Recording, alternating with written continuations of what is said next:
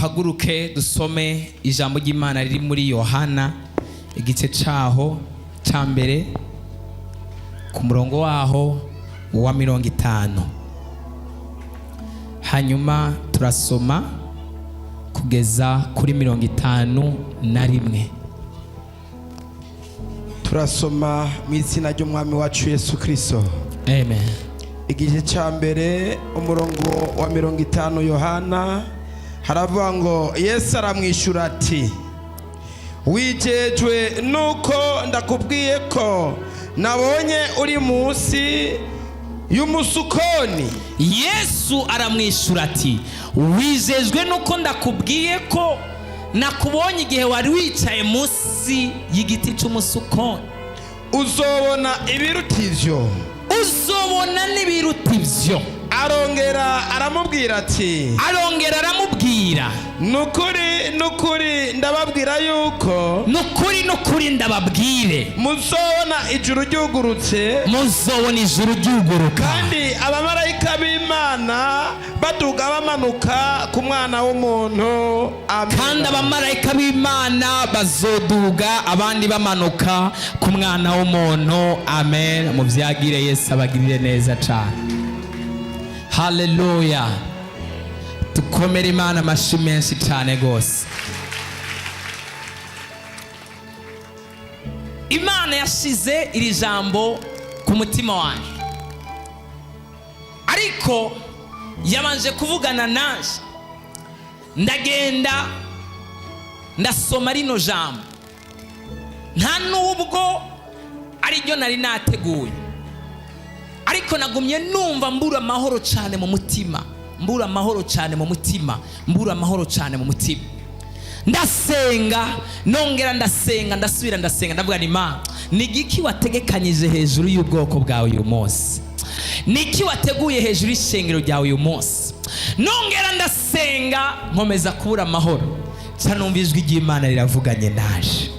Haleluya, haleluya, haleluya. Maze kumva ijwi ry'Imana rivuganye nanje, numva ijwi rirambwiye ngo hariho abamarayika Imana yateguye, bamwe basanzwe bari hano ku isi barungiswe n'ijuru, bari buze kudugana imitwaro bayijana mu ijuru, abandi nabo baze kumanukana imitwaro, abandi nabo baze kumanukana ibisubizo. Bamwe baradugana imitwaro, abandi nabo bamanukane ibisubizo. Ndakeneye abantu bakeya cyane baza kumfasha kwizera, bagira ukwizera ko hejuru cyane, kubera hari ikintu kidasanzwe Imana iza gukora muri kino kibanza. Haleluya, haleluya, haleluya. Natanayeli yari mu giti, munsi y'igiti cy'umusukoni. Yesu arambwira ngo Natanayeli we, igihe wari wicaye munsi y'igiti cy'umusukoni nakubonye. Natanayeli yumvise ibyo Yesu amubariye, acaramubwira ngo by'ukuri Yesu uri umwana w'Imana. Amaze kumbwira ngo uri umwana w'Imana, acambwira ngo wizejwe nuko nakubariye yuko ndakubwiye ko nakubonye mu gihe tutari turi kumwe. Ibyo nibyo bitumye uduza ukwizera kwawe. Imana iramubwira ngo nta makuru ufise y'ibintu binyerekeye jewe. Yesu aramubwira ngo ibyo ni bikeya, hari ibiruta byinshi cyane ugiye kubona. Hari icyo Imana yavuganye nawe kuri uyu munsi, Imana ikore ikiruta cyane icyo wari wibaza ko ishobora gukora ku buzima bwawe. Sinzi uko ari abantu bizera bari ngaho bari muri kino kibanza ngo batere haleluya. Uyu munsi rero ndagomba tuze kugira ukwizera ko gusara, ukwizera kudasanzwe, yuko indwara yawe itegereza gusigara muri kino kibanza, yuko ikibazo cyawe gitegereza gusigara muri kino kibanza, yuko ubwoba bwawe butegereza gusigara muri kino kibanza, uyu munsi ndagomba umuntu wese agira ukwizera abwira Imana ati Mana ndagomba untekerere impamba iruta cyane iyo jewe nariko nitegurira kubera urugendo ndiko ndagendamo ni rurerure ndakeneye ubundi bushobozi n'izindi nkomezi zirenze cyane izo nariko ndiyumvira. Imana yo mu ijuru itegura impamba idasanzwe igushyirire ku ruhande rwawe kugira ngo ushobore kubandanya urugendo. Haleluya, haleluya, haleluya, haleluya. Hari abantu benshi cyane barusha bakeneye ubushobozi bw'Imana. Hari abantu benshi cyane bagwaye bakeneye ubushobozi bw'Imana. Hari abantu benshi cyane baremerewe n'ibyaha bakeneye ubushobozi bw'Imana. Hari abantu benshi cyane ijwi ry'Imana ryamaze kuja kure yabo kubera amajwi amaze iminsi abaca intege, kubera dayimoni amaze iminsi abishurira mu ndoto, kubera ikuzimu amaze iminsi biriviringa. Nta kintu na kimwe gishoboye gusumba Imana yaremye ijuru n'isi. Imana yo mu ijuru uyu munsi hari ibyo wari wizeye, ariko ndumva abantu bakeya bari ngaha Imana iza gukora ibiruta ibyo bari bizeye. Haleluya. Imana uyu munsi ndumva iza kurema indirimbo abantu baza kuririmba bavuga ngo narizi ko nkunda, ariko sinarizi ko nkunda cyane nk'uko. Narizi kuzongirira neza, ariko sinarizi kuzongirira neza muri buno buryo. Narizi ko nzokira, ariko sinarizi igihe nzokiriramwo. Ubushobozi bwa Yesu Kristo bukore ibiruta ibyo wari witeze n'ibyo wari wiyumviye.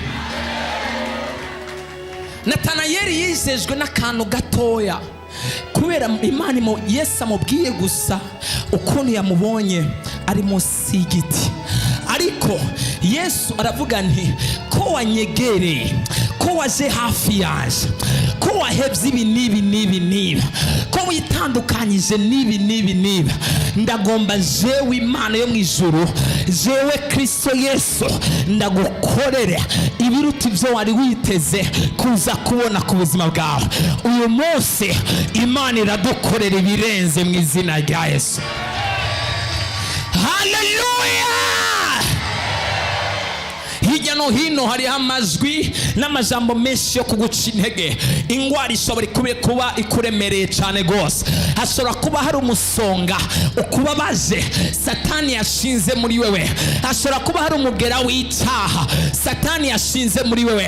Imana yo mu ijuru ukaba uri kurasenga, Mana ndagomba inkomezi, ndagomba kunesha iki cyaha, ndagomba kunesha uyu mubiri, ndagomba kunesha aya majwi, ndagomba kunesha kiniki. Ariko ukaguma usanga ugumuneshwa, ukaguma usanga ugumutsindwa. Imana yo mu ijuru igukorera ikintu kiruta cyane icyo wari witeze mu izina rya Yesu Kristo. Haleluya, haleluya, haleluya. Hari igihe icyaha kizingira ku muntu, umuntu akagera ku rugero rwo kuruha akavuga ni Imana, God, when for how many times am I going to repent this? Iki chanzo chihana kanga, iki chanzo chatura kanga. I repent but it's still coming back. Ndachihana ariko kikaguma kigaruka, ndachatura kikaguma kigaruka, ndachatura kikaguma kigaruka. Urakene kuvuga Mana narakubonye, ariko ndakeneye kongera kukubona, kandi ndakubone ukuruta uko nari niteze kukubona ko ushobora gukora ku buzima bwaje. Bigenda gute kugira ngo Imana ikore icumuntu igisumba icumuntu yari yiteze kishobora kumukorera? Ni mu gihe umuntu abaye umwizigirwa mu kwitanga no kwegera Imana ku rugero rudasanzwe. Natanayeli hari ibyo yahebye yegera Imana, aregera Yesu, aza kuri Yesu amaze kumubwira ibyo yamuhishuriwe ko aravuga ni uyu muntu ambwiye ibi bintu kandi by'ukuri, uyu muntu harimo impwemu y'Imana, uyu muntu harimo ubuntu bw'Imana. Ataramubwira ni by'ukuri wewe uri umwana w'Imana. Amajambo nasomye muri Bibiliya y'Icyongereza hano yamezagiye cyane gusumba. Aramubwira ni now I believe, ubu ndizeye kuri umwana w'Imana. ndinginga Imana yo mu ijuru imbabarire, Imana yo mu ijuru ingirire ikigongo.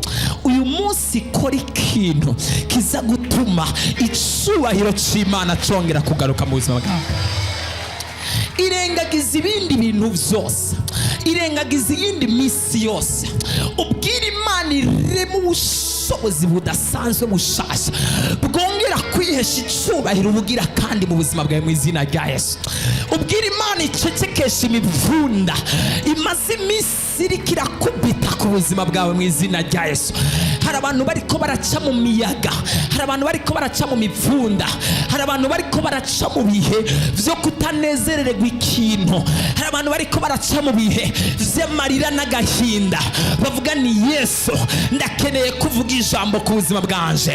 Ariko jewe uyu munsi sindagusengera ngo Yesu azane ijambo ku buzima bwawe, ariko ndagusengera ngo amajambo yavuze atangure gushirwa mu ngiro, mbere arengana amajambo ariko agira icyo akoze ku buzima bwawe. Hari ijambo wumvise, hari ubuvugishwa wakiriye, Yesu akora ikiruta n'ikirenze icyo wari umwitezeko. Haleluya, haleluya. Ashaka kuvuga ni Imana, kubera iki nguma ngerageza ibi n'ibi bikagenda ukunuko? Kubera iki ndiko ndagerageza bikanga? Why am I the one? Why me? Kubera ko ari jewe nama nisanga mu ngwara, kubera ko ari jewe nama nisanga mu bibazo, kubera ko ari jewe nguma mpomba abandi baguma bunguka, kubera ko ari jewe. Ubwira Imana uyu munsi itegerezwa gukora ikintu gishasha kandi gikomeye ku buzima bwawe mu izina rya Yesu. Nababwiye kuwa gatatu ko Imana yangendereye irambwira ko igomba guhereza abantu impamba y'urugendo, kandi bategereza gutwara iyo mpamba izotuma Imana ibashitsi iyo bariko baraja. Kandi abamarayika bamwe bazoguma badugana imitwaro, abandi bamanukana impamba y'urugendo, bamwe badugana imitwaro, abandi bamanukana impamba y'urugendo. Ugeze mu gihe c'ingwara, impamba yo gukira imanuka, urugendo rubandanye. Ugeze mu gihe cyo gukenera amafaranga, impamba y'amafaranga imanuka, urugendo rubandanye. Ugeze mu gihe cyo gukenera kwezwa, holiness, righteousness, impamba yo kwezwa no gutungana ico yongera imanuke, urugendo rubandanye. Hari ikintu ukeneye kugira ngo urugendo rubandanye. Bibiliya yatubwiye ngo abamarayika bamwe bazomanuka, abandi baduge ku mwana w'umuntu. Uyo mwana w'umuntu si uwundi, ni umwana wa repentance, ni wewe ndiko ndavuga. Mana ko abantu batariko barizera rino jambo, hari ibintu Imana vyayirambiye bigiye gutuma imanura abamarayika bamwe, abandi baduga kubwo ubuzima bwawe mu izina rya Yesu. Sinzi ko ari abizera ngo batere haleluya. Ari uwundi muntu ari ngaho yotera haleluya. Habaye umudame umwe, uwo mudame yararuhijwe cyane n'ibibazo bikomeye cyane gose. Uyu mudame igihe cyose yavyuka mu gitondo, yavyukana agahinda, akavyukana amarira, ariko kubera ari we yaratunze abana wenyene, yaragwaye umubiri wose ugwara, atonekara ahantu hose. Ubuzima bwiwe bwari ubuzima bw'umururazi gusa. She knew nothing about happiness, she knew nothing about joy. Ntago yarazi ico bitwa umunezero, ntago yarazi ico bitwa ugutwenga, ntago yarazi ico bitwa kunezererwa, care like happiness. Nta yari yazi ikintu na kimwe nk'ico mu buzima bwiwe. Ubuzima bwiwe bwamara ubw'agahinda, abyutse mu gitondo akavyuka arira, akavuga ni Mana, kubera iki wemeye ko ubuzima bwanje bumera nk'uko? Kubera iki mbona abandi banezererwa? Kubera iki mbona abandi batwenga? Kubera iki mbona abandi babayeho neza? Agiye kuryama yirotera indoto mbi, akarota ibikoko biriko bikamuseka, akarota agwa muri toilette, akarota ariko arabohwa, akarota ari mu mazi, akaca abyuka yuzuye agahinda, umubiri ugeze kugwara, agize kubona indoto mbi, ubuzima bwiwe ni ikibazo gikomeye cyane rwose. Akaguma yegera Imana, aza no ku bakozi b'Imana, akavuga yene, kagenda kegera umukozi w'Imana, kabwira umukozi w'Imana, mukozi w'Imana, jesi ibibazo ibi nibi no kugira ngo shike ngaha sinzi ukuntu byagenze, munsengeye ndamera neza, ariko nsubiye muhira cansubira nkaremba. Umukozi w'Imana akabwira ngo rindira, hari igihe c'Imana, kandi igihe c'Imana nicagera ku buzima bwawe, nta mugozi, nta ngwara, nta ndoto mbi, nta bushozi bw'umwijima uzoshobora gusubira kugufata. Haleluya, ariko nta muntu yotera haleluya. Hanyuma rero akaca ataha, agasubira muhira, agasubirana y'amarira menshi, agasubirana y'agahinda kenshi, agasubira muhira afise umubaro mwinshi. Aravuga ngo Mana ngirira imbabazi. Yabyuka mu gitondo, akabyuka umubiri warushe wakubititse, kandi niwategerezwa kuja kuronderera abana, akaca abyuka akagenda umubiri wose ari uburibwe, umubiri wose ari ubabare, akihangana kugira ngo abana bashobore kuronka ico bashobora gufungura. Wewe yanakironka kubera ubugwayi, bikanka ko ashobora no gushobora kugifungura kubera agahinda, agize ngo aratamira ico ashobora gufungura, amarira akaca amutanga kumanuka hasi.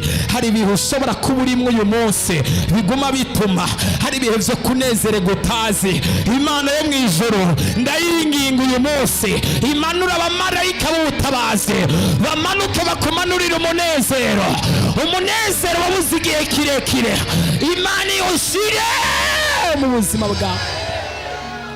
Uyu mudamu igihe kimwe yihebuye, atanguye gusenga amasengesho yo kwihebura, Imana iramugenderera mu ijoro, iramubwira ngo mwana wanje humura, ntago nagutaye kandi ntago naguhevye, uzobona kugira neza kwanje. Akaca abyuka uyo munsi, akaca agira morale, Imana yagendereye, Imana yavuganye nanje, akaca yumvagize umunezero, kandi vya bibazo bitavuyeho, za ngorane zitavuyeho, vya bindi vyose bitakemutse, ariko akaca abyuka afise umunezero udasanzwe. Hariho umunezero wa undi wanditse muri Nehemiya, ijambo ry'Imana avuga ngo umunezero w'Uhoraho nizo nkomezi zacu. Imana iguhereze umunezero utagira isoko, wamufise amahoro n'umunezero akomoka ku Mana. Haleluya, ariko nta muntu yotera haleluya. Vya bibazo bitavuyeho, akaguma yifitiye umunezero, akaguma yifitiye amahoro. Mu Congereza hari ikintu bitwa happiness n'ikindi bitwa joy. Happiness haba hari ikintu cakoretse runaka, umuntu yaguhaye kado uranezerewe, umuntu yaguhaye gift runaka cyangwa surprise runaka ukaryoherwa. Ariko joy ni ikintu kiba mu mutima indani, joy kiba indani mu mutima, unezerewe cyangwa utanezerewe, ufise amahoro cyangwa utayafise, ibintu uko biba bimeze kose, ibibazo bihari cyangwa bidahari, wama ufise ikintu bitwa joy.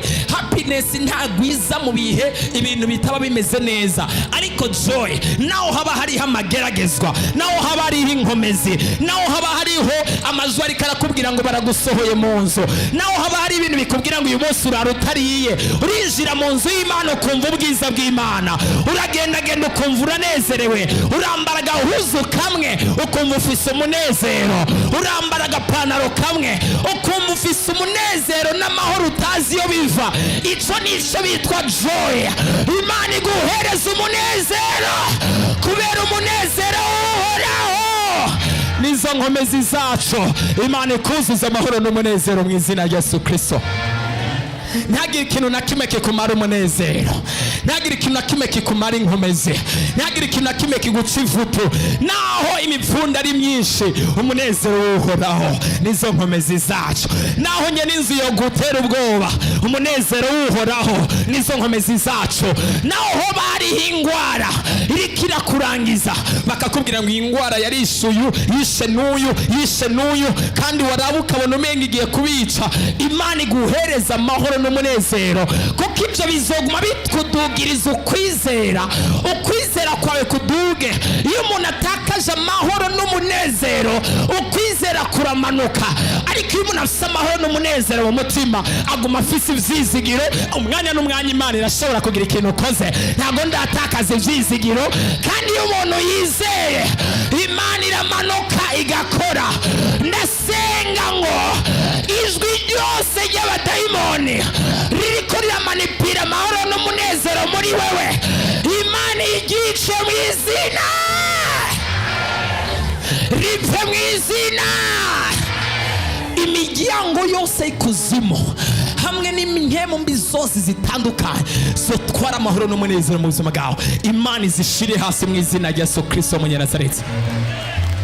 Haleluya, haleluya, haleluya, haleluya, haleluya. Ututangura kurima ngo no mu mwijima ndabona umuco. Kubimenya nivyo vyizigiro, kubera amahoro n'umunezero babiri muri wewe. Abantu barakuraba bibaza ngo nono hivyo amageragezwa agomba kwica. Hari igihe umugenzi washobora kumenya ibinyago uri kuracamwo, ariko akaguma ubona wimereye neza, akaguma ubona waberewe, akaguma ubona ubandanya ibikorwa vy'Imana, akaguma ubona utonda ku kazi, akavuga none uriya muntu n'umusazi arakomeye mu mutwe, kumenga ibintu ariko aracamwo ntabibona.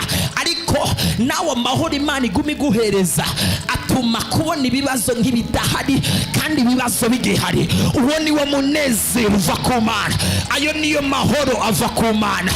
Ayo nashobora gutwagwa n'abarozi, nashobora gutwagwa n'abapfumo.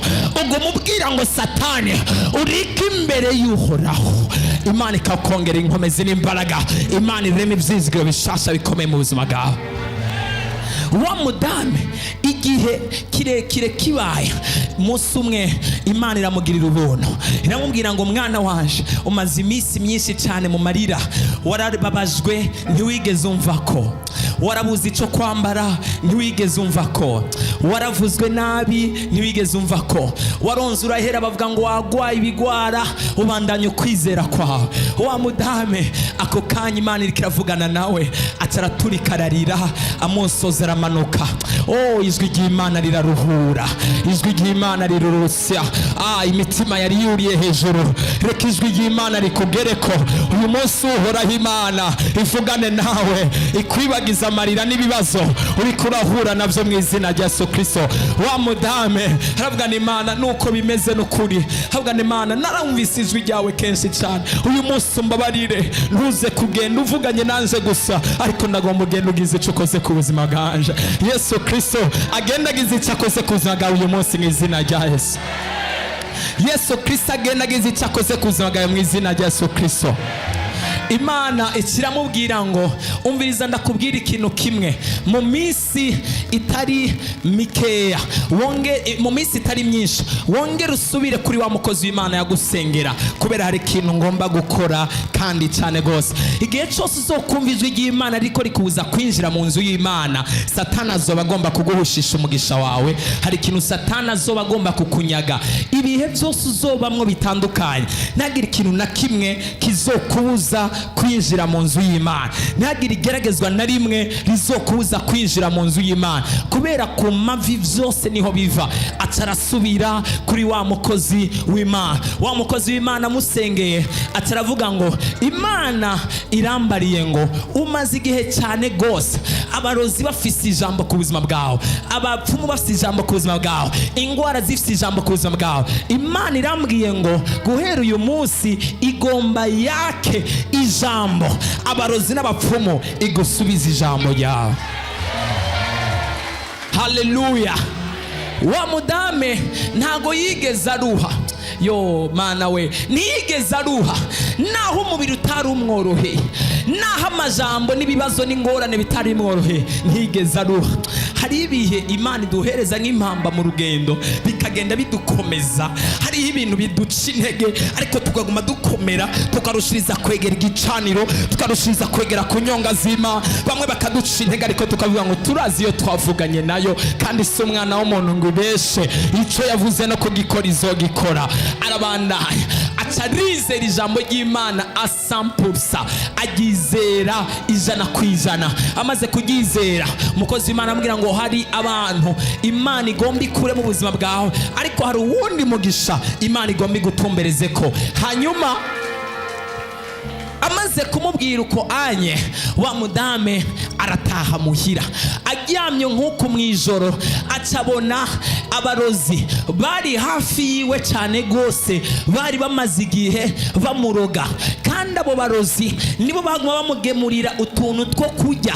Agiye gutora ka mitende baca bamugemurira utwo kurya, bakazana iyo n'utu two kurya twonyene dufise, akira kugira ngo turabona kubayeho nabi, turabona kubayeho mu bukene, turabona kuzi ico gufungura, akiriro nk'icugaburira abana. Hanyuma ibyo byo kujya bamaze kubijya, bakaca bagwaragurika, bakaca baguma bari goyigoyi, bakaca baguma mu ndoto mbi. Aryamye nk'uku yongera kubibona, aryamye nk'uku yongera kubibona, aragira ngo ni indoto zisanzwe ngo yavangiwe. Asubira ku mukozi w'Imana amubwira ukuntu byagenze. Amaze gusubira ku mukozi w'Imana amubwira ukuntu byagenze, yongera amubwira ntigenda, nimba ari iby'ukuri Imana irongera guhishurire, kandi ntizobura ukuntu ibigenza ngo ikure imbere y'amaso y'abajya abantu. Amaze kuryama abona bya bindi nyene, ariko acabona n'ibindi birenze hajya.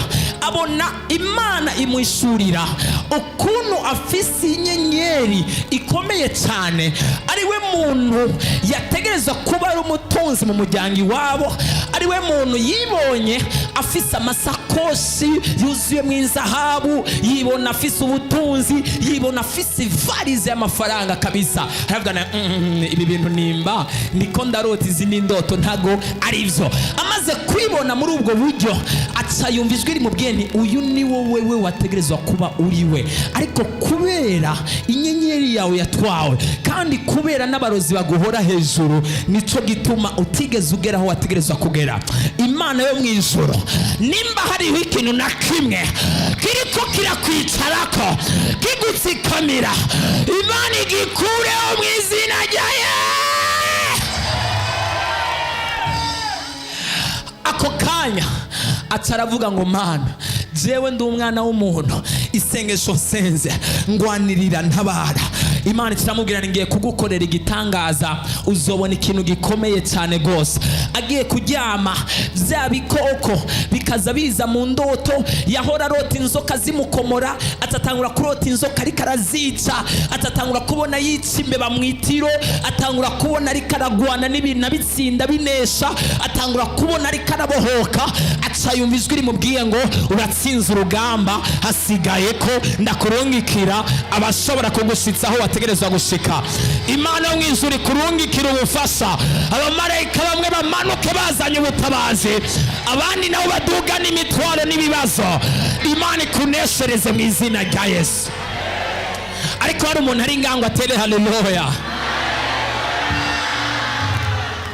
Bukeya inyuma y'iminsi mikeya, ba bantu bya byago baza bamuteza bica bitangura kubafata, bibasubirako. Abamuteza ingwara, Imana yamubwiye uzogenda ubona abantu bagwara nk'uko aho urugwara, kandi bamaze kugwara kujya uzoca ubona ko ari byabasubiyeko. Baca barafatwa, bamwe barafatwa uko yahora agwara, abandi barapfa, abandi barahura n'ibibazo bikomeye cyane gose. Imana yahagurutse kuguhorera, ikora mu bumana bwayo kandi ikora igikwiriye ku buzima bwawe. Imana yo mu ijuru ihaguruke ikugwanirira intambara wowe utari ushoboye kwigwanirira mu izina rya Yesu. Birashoboka ko uyu munsi wategerezwa kuba uri umutunzi runaka, ariko umudandaza nta muntu n'umwe yinjira mu ibotike yawe, nta muntu n'umwe aza kujya ibyo kujya watetse. Birashoboka ko uyu munsi we wategerezwa kuba utwara imodoka, birashoboka ko uyu munsi we wategerezwa kuba uri ku rugerero runaka, ariko abarozi b'iwanyu iyo uronse n'udufaranga ukatwegeranya, baca batuma batwiba, baca bahagurutsa batwiba, baca bahagurutsa irari rikujana mu busambanyi, utwo wakoreye twose ukatujya, baca bahagurutsa inyota y'inzoga, utwo waruhiye twose tugapfa ubusa. Abarozi b'iwanyu ntago bigera bemera kutera imbere, ariko Imana ya repentance uyu munsi iramanura umufasha. Haleluya! Nta muntu umuntu yotera haleluya. Bimaze kugenda uko Imana yamubwira ngiye kumanura abamarayika. Aca yibaza ngo hazoza abamarayika n'amababa baguruka uko kumbe hari abantu Imana ikoresha mu buzima bwacu nk'abamarayika, bakaza mu gihe gikwiriye kugira ngo bashobore gucungura ubuzima bwacu, kugira ngo bashobore kudufata ukuboko bakaturemira ubufasha bw'Imana muri kino kibanza. Ariko hari umuntu hari ngangwa atere haleluya. Hari igihe umuntu ubuzima bwiwe bupfa kandi atari umunebwe, ari umuntu azi kurondera. Hari igihe umuntu ubuzima bwiwe bwononwa, inyenyeri igatwagwa kandi atari mubi. Hari igihe umuntu ahera mu bugwayi, you sick, bugwayi bukagutwara, abadayimoni bakakugerageza. Abantu, people they are not good. Kubona umuntu yoshobora kunezererwa. Imana barozi bahane mu izina rya Yesu Kristo.